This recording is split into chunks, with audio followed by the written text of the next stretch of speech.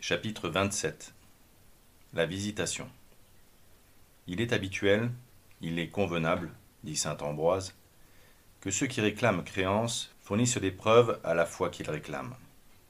C'est ce qu'avait fait l'ange annonçant ces mystères sublimes. Pour fortifier sa foi, par une preuve palpable, il avait annoncé à Marie la fécondité d'une de ses parentes, stérile jusque-là et avancée en âge, afin de bien établir que tout était possible à Dieu.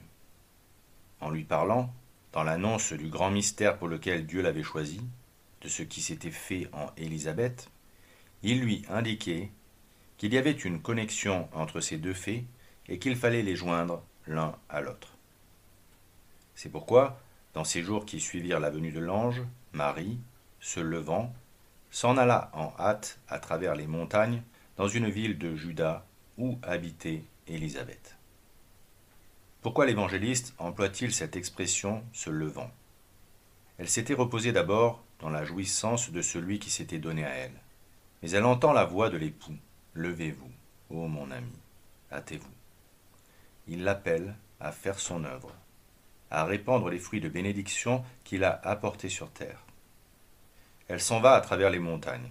D'après la tradition, Zacharie et son épouse habitaient Hébron, qui était au midi de la Judée, ou peut-être la petite ville de Juta, dont le nom se confondrait ici avec celui de la province. Marie, dit saint Ambroise, ne refuse point de croire aux révélations qu'elle a reçues. Elle ne doute point du messager, ni du fait qu'il lui a donné comme preuve, mais toute remplie de joie pour son vœu qu'elle peut garder, pleine de religion dans l'office qu'elle va accomplir, stimulée par le bonheur qui l'inonde, elle va, avec empressement, vers la parente dont l'ange lui a parlé. Elle ne cherche point des preuves pour sa foi, elle veut plutôt témoigner de sa piété. Celle qu'elle va visiter a reçu une grâce bien inférieure à la sienne. Elle est par sa dignité bien au-dessous d'elle. Mais il est dans les mœurs de la vraie grandeur, dit Origène, de descendre vers ceux qui lui sont inférieurs, afin de leur communiquer ce qu'elle possède elle-même. C'est ainsi que le Sauveur viendra vers Jean-Baptiste, pour sanctifier son baptême. Et c'est ainsi que Marie vient vers Élisabeth. Vous avez appris de Marie, ô Vierge, la pureté, dit saint Ambroise. Apprenez aussi d'elle l'humilité. Plus une âme est pure, et plus il lui convient d'être humble.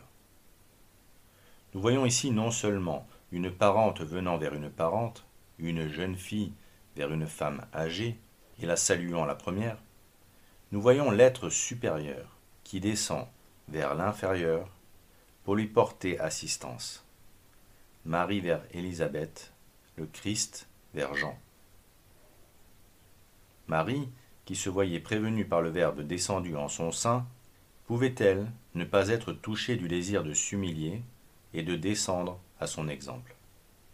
Par contre, les sentiments qui l'animent l'établissent en des hauteurs dont les montagnes qu'elle traverse ne sont qu'une lointaine image. Remplie de Dieu, où irait-elle, dit saint Ambroise, sinon vers les régions supérieures. Elle y va en hâte, car l'Esprit Saint ne connaît point de retardement. Vous tous qui possédez Dieu, il faut que vous aimiez à vous tenir sur les hauteurs, que vous disiez avec le prophète, « Il a donné à mes pieds l'agilité des cerfs, il m'a établi sur les hauteurs. » Apprenez de cet exemple, ô femmes chrétiennes, le respect dont vous devez environner les femmes qui subissent les charges de la maternité. Marie, qui jusque-là était demeurée seule dans son humble maison, ne s'y laisse point retenir par la délicatesse de sa pudeur. L'âpreté du chemin ne décourage pas son zèle. La longueur de la route ne l'empêchera point d'accomplir les devoirs qui l'appellent. La voyez-vous dans les montagnes, cette Vierge, ne se souvenant que des fonctions qu'elle doit remplir, insoucieuse de toute injure qui pourrait l'atteindre, oublieuse des faiblesses de son sexe, forte par son amour, s'en allant loin de sa maison qu'elle a abandonnée. Il y avait une autre cause de cette hâte. C'était, dit Origène, Jésus vivant en elle, et qui avait hâte de sanctifier son précurseur. Quand on est plein de Jésus, dit Bossuet, On l'est en même temps de charité, d'une sainte vivacité, de grands sentiments. Et l'exécution ne souffre rien de languissant. N'avait-elle point le secret espoir qu'elle pourrait s'entretenir avec cette sainte parente, visiter, elle aussi par la grâce de Dieu, des merveilles que Dieu venait d'accomplir en elle. Elle était obligée de garder le silence sur ce sujet, dit saint Jean Chrysostome. Les hommes ne pouvaient la comprendre. Et elle s'exposait aux pensées outrageantes si elle avait essayé d'en dire quelque chose. Mais cette sainte, qui avait reçu la visite d'un ange, comprendrait peut-être la grâce qui lui avait été faite. Et bientôt, dit saint Ambroise, la grâce de la venue de Marie et de la présence de Jésus se fait sentir. Elle entre dans la maison de Zacharie et elle salue Élisabeth. Elle avait été saluée par l'ange et elle salue à son tour Élisabeth. Jésus lui-même, après sa résurrection, saluera les saintes femmes qui viennent à son tombeau. La charité aime à se traduire en bonnes paroles, en actes de prévenance. Combien est pauvre une charité qui répugne à ses paroles et à ses actes. Quelle sincérité, quelle suavité et quelle bonté il y a dans la salutation de Marie. Puissions-nous mériter d'être salués par elle. Que lui dit-elle? Elle lui adressa sans doute la salutation si religieuse des Orientaux. Que la paix ou la grâce du Seigneur ou le Seigneur soit avec vous. Et comme les paroles du prêtre administrant un sacrement, ces paroles produisirent un effet immédiat. La voix de la Vierge était la voix même du Dieu qui était incarné en elle, et c'est pourquoi la grâce descend jusqu'au fils d'Élisabeth et en fait un prophète. Tout ce qu'Élisabeth dit prophétiquement à Marie lui est inspiré par son enfant, comme les paroles de Marie lui sont inspirées par le Fils de Dieu vivant en elle. Aussitôt qu'Élisabeth entendit la salutation de Marie, son enfant tressaillit dans son sein, et elle fut remplie de l'Esprit Saint. Remarquez, dit saint Ambroise, après Origène, le sens de chacun de ces mots. Élisabeth entend la première la voix de Marie, et son enfant est le premier à sentir la grâce. Élisabeth entend la voix de Marie, mais Jean sent l'avènement du Sauveur, et il tressaille en présence de ce grand mystère.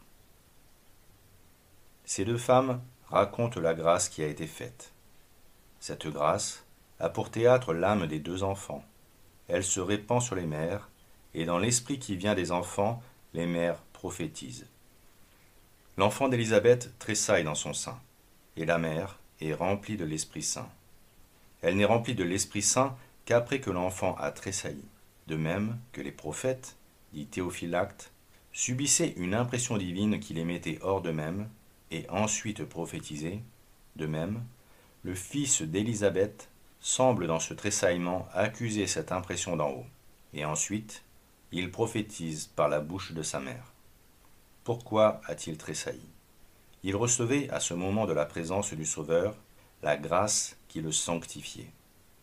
À ce moment s'accomplissait la prophétie de Jérémie. Avant que vous ne sortiez du sein de votre mère, je vous ai sanctifié. Et la prophétie que l'ange avait faite à son père, qu'il serait rempli de l'Esprit Saint dès le sein de sa mère. Jean a reçu certainement à ce moment la grâce sanctifiante. A-t-il aussi reçu l'usage de la raison? Plusieurs l'ont cru. Ils ont cru qu'il avait reconnu celui qu'il devait annoncer. Il reconnut son Dieu, dit saint Irénée, et il le salua dans l'allégresse. Encore dans les ténèbres du sein maternel, la sainte âme de Jean, dit Origène, connaissait déjà par expérience ce qu'Israël ignorait. Et c'est pourquoi elle tressaille. Mais ce n'est pas un simple tressaillement, c'est un tressaillement dans la joie. Jean sentait que son maître était venu le sanctifier avant sa naissance. Je serais peut-être traité d'insensé, ajoutait Origène, pour avoir cru de telles choses. Oh, puisse cela m'arriver. Ce qu'ils appellent une folie est la cause de mon salut. S'il n'y avait eu cette naissance de mon Sauveur, naissance toute céleste, si elle n'avait été au-dessus des naissances ordinaires, jamais la doctrine de Jésus-Christ ne se serait répandue dans le monde.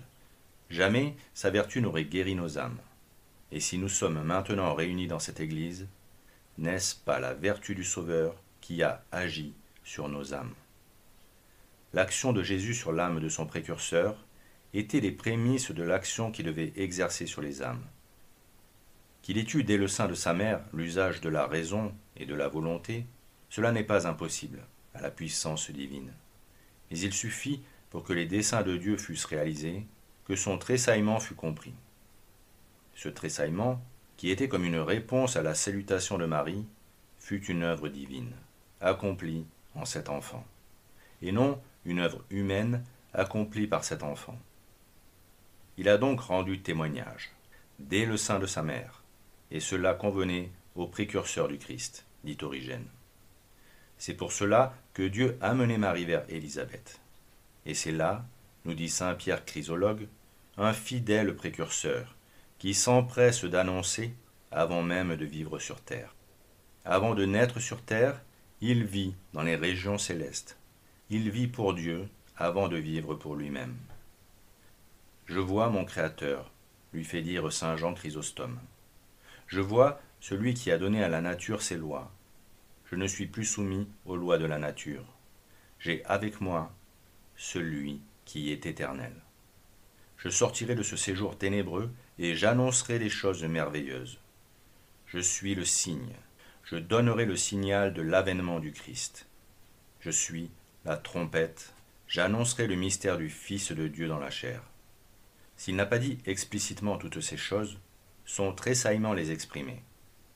Quand l'âme, dans son ignorance et ses ténèbres, ressent les premières touches de la divine présence, dit Bossuet, elle sent je ne sais quel mouvement, souvent encore confus. Ce sont des transports vers Dieu, et des efforts pour sortir de l'obscurité où l'on est, et rompre tous les liens qui nous y retiennent. Âme, qui te sens saisie d'un si doux sentiment, s'il ne t'est pas encore permis de parler, il t'est permis de tressaillir. Il tressaillit de joie, dit expressément l'évangéliste. Il reconnaît sans doute celui qui lui apporte sa joie. Il comprend le sens et la portée de la salutation adressée par Marie à sa mère. Et la mère, dit l'Évangile, fut remplie de l'Esprit Saint.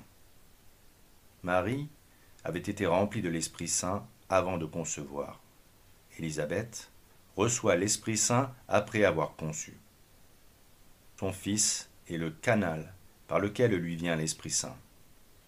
Jérémie avait été sanctifié dès le sein de sa mère, mais Jean, dès le sein de sa mère, est rempli de l'Esprit Saint. Il en est rempli comme les apôtres le seront le jour de la Pentecôte. Et c'est Jésus, le plus caché de tous, qui est le centre de cette scène et opère toutes ces choses. Il est caché, dit Bossuet, et c'est lui qui opère tout. Il ne paraît en lui aucun mouvement, et il meut tout. Non seulement Marie et Élisabeth, mais encore l'enfant qui est au sein de sa mère agissent sensiblement. Jésus, qui est le moteur de tout, est le seul qui paraît sans action, et son action ne se produit que par celle qui l'inspire aux autres. Et il en sera ainsi à travers tous les siècles. Et Élisabeth s'écria d'une grande voix, « Vous êtes bénie entre toutes les femmes. » Elle s'était cachée jusque-là, on n'entendait plus sa voix. Et en face de ce mystère, elle éclate en un merveilleux transport. Elle parle, comme les prophètes, avec une grande voix. Elle possédait en effet, en elle, celui qui était la voix du Verbe. Sans le savoir, elle dit à Marie la même parole que l'ange. La communauté d'inspiration se reconnaît à l'identité de ces paroles. Et la bénédiction qui s'est répandue en Marie lui vient du fruit qu'elle porte, et le fruit de vos entrailles est béni. Des femmes s'étaient rencontrées dans l'histoire d'Israël qui avaient été bénies de Dieu, mais leurs enfants naissaient avec le péché. Non seulement le fruit de Marie sera sans péché, il sera cause de bénédiction.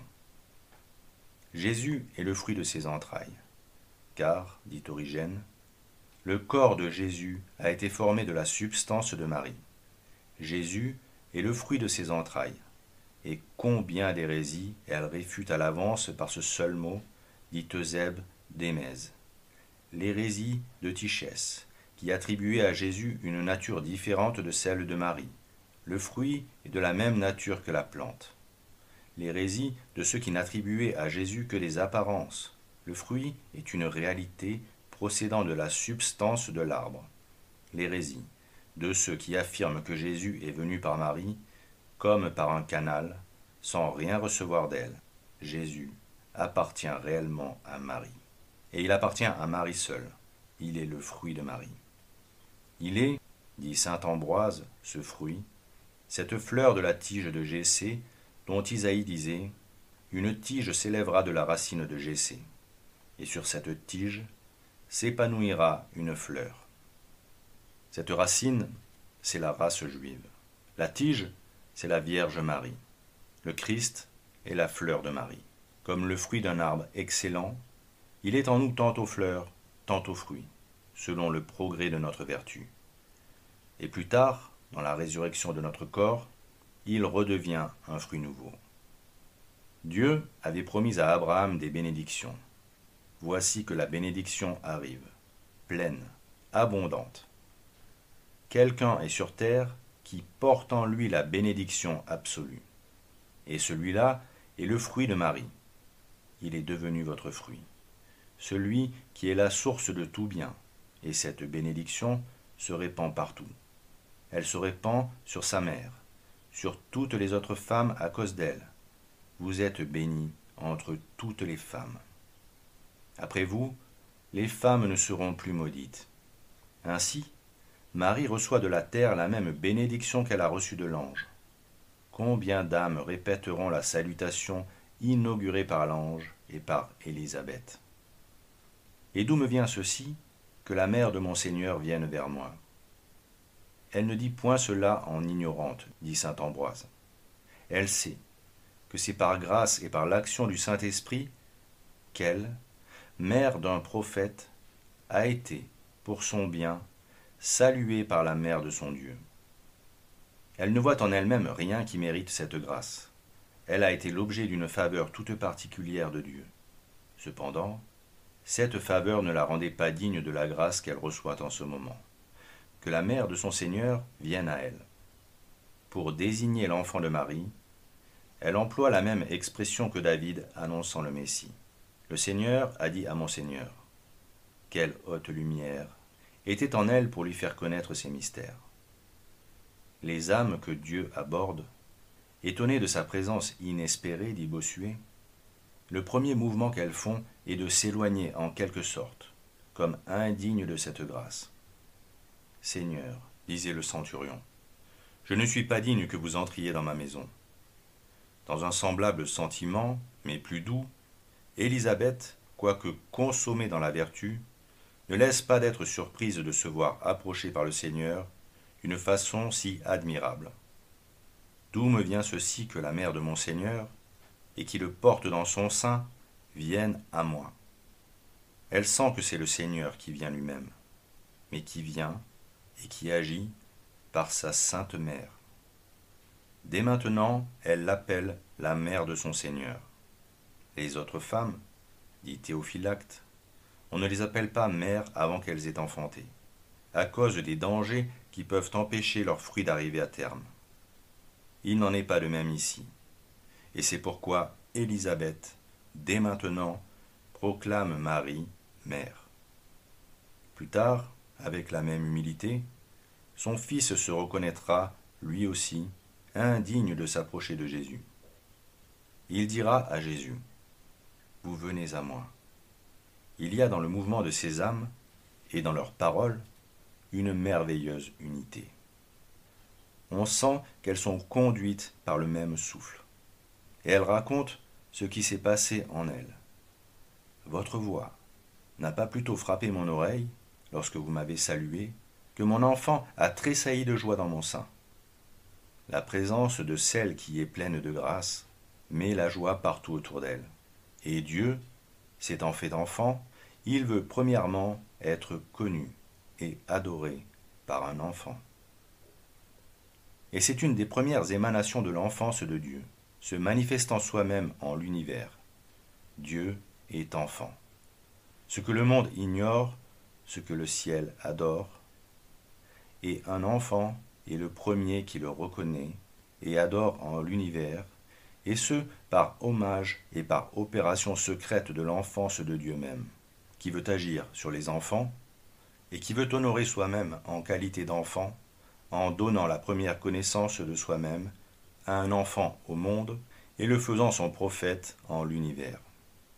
Son premier prophète est un enfant, comme tantôt ses premiers martyrs seront des enfants. Complète est la sainteté produite par le Dieu enfant.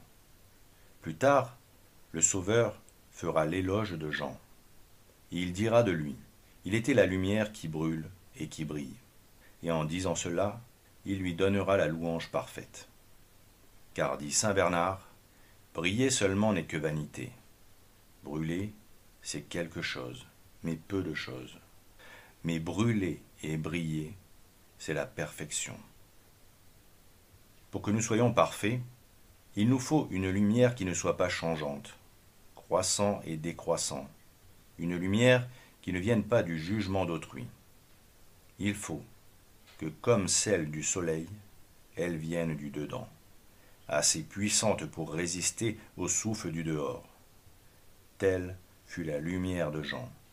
Elle lui est venue de l'Esprit Saint, elle lui est venue du Verbe et des contacts qu'il eut avec lui. Il avait senti son approche avant de se sentir lui-même. La lumière de Jean s'était allumée à cette lumière que Jésus avait apportée du ciel. Cette lumière était sous le boisseau et cependant déjà, elle éclairait tout ce qui l'entourait. Nous pouvons voir combien, sous l'influence de cette lumière, la lumière de prophétie a rempli l'âme de sa mère. Et vous êtes heureuse d'avoir cru, dit-elle à Marie, car tout ce qui vous a été dit par le Seigneur sera accompli. Elle sait tout ce qui s'est passé, les paroles de l'ange, la foi si parfaite de Marie, les promesses de Dieu, et elle sait que les promesses de Dieu seront accomplies à cause de cette coopération si parfaite de Marie. L'esprit de prophétie, dit saint Grégoire, révèle le passé, ou le présent, ou l'avenir. Ici, il révèle à la fois le passé, le présent et l'avenir. Élisabeth sait que Marie porte en elle le Fils de Dieu. Elle sait qu'il a été conçu du Saint-Esprit, et elle sait ce que l'avenir réserve à sa foi. Aussi, elle la proclame bienheureuse d'avoir cru. Vous voyez, dit saint Ambroise, qu'il n'y avait pas eu de doute en Marie, mais une foi parfaite. Et elle fut heureuse d'avoir cru. Elle fut plus heureuse, dit saint Augustin, d'avoir conçu en elle la foi du Christ que d'avoir conçu la chair du Christ. Et c'était sa foi qui ouvrait le passage au cours de la miséricorde divine. La béatitude est attachée à la foi, car la foi nous fait pénétrer dans les régions surnaturelles où l'on trouve Dieu et où l'on jouit de Dieu. Et par sa foi, dit encore saint Augustin, elle conçut le Verbe dans son esprit avant de le concevoir dans sa chair. Il était tout naturel, dit Bède, que Jésus, venant racheter le monde, commença son œuvre par sa mère, et que celle par qui le salut était préparé à tous goûta la première le fruit du salut, dans ce gage de notre salut qui lui était confié.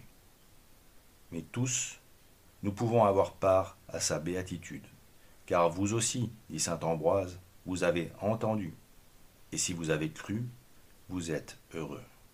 Car toute âme qui croit, conçoit et engendre le Verbe de Dieu. S'il n'y a qu'une seule mère de Jésus, selon la chair, selon l'esprit, le Christ est le fruit de tous ceux qui croient. Quand une âme a réellement conçu le Verbe de Dieu, dit Bède, dans son amour, elle s'élève aux sommets les plus élevés des vertus. Et elle s'en va dans cette cité de Juda, dont le nom signifie louange, afin de glorifier le Seigneur, afin de s'établir dans la perfection de la foi, de l'espérance et de la charité, figurée par ces 3 mois du séjour de Marie. Dans le mystère de la visitation, nous pouvons connaître le mode par lequel Jésus-Christ aimera à se communiquer aux âmes, par le ministère de Marie. La voix de Marie, dit saint Grégoire le thaumaturge, est une vertu. Elle remplit de l'Esprit Saint l'âme d'Élisabeth, et comme d'une source profonde, sa parole répandit en sa parente le fleuve des grâces et de la prophétie.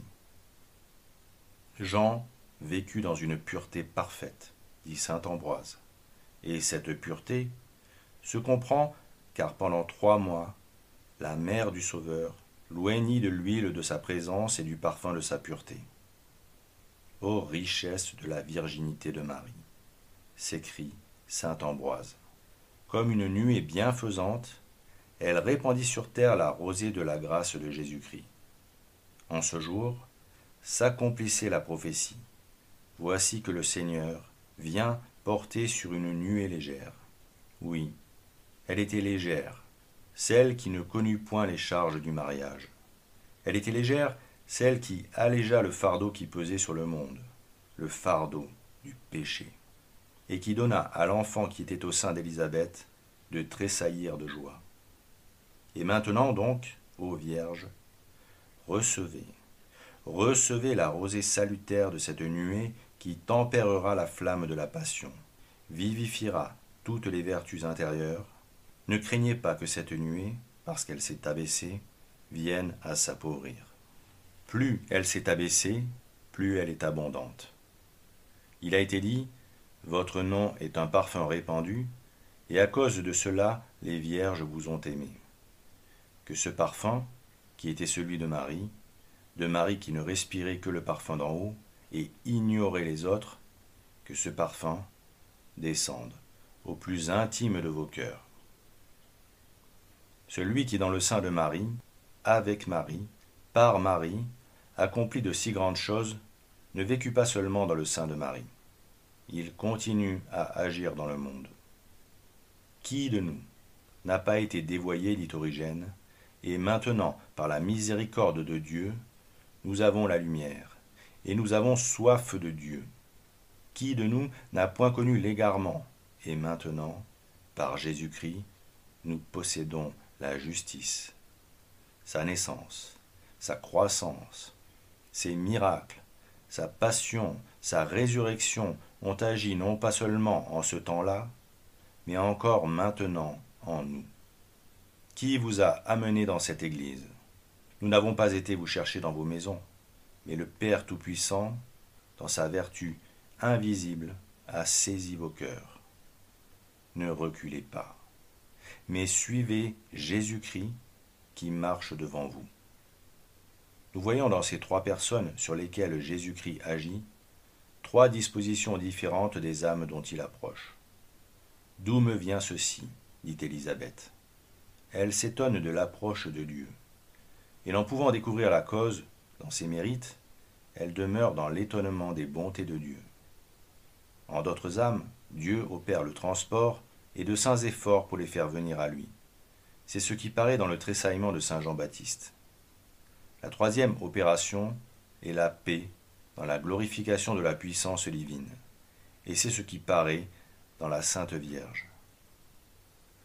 Voyons donc dans ces 3 personnes, si diversement émues, ces 3 divines opérations de Jésus-Christ dans les âmes. Dans Élisabeth, l'humble étonnement d'une âme de qui il approche. Dans Jean-Baptiste, le saint transport d'une âme qui l'attire. Et dans Marie, l'ineffable paix d'une âme qui le possède.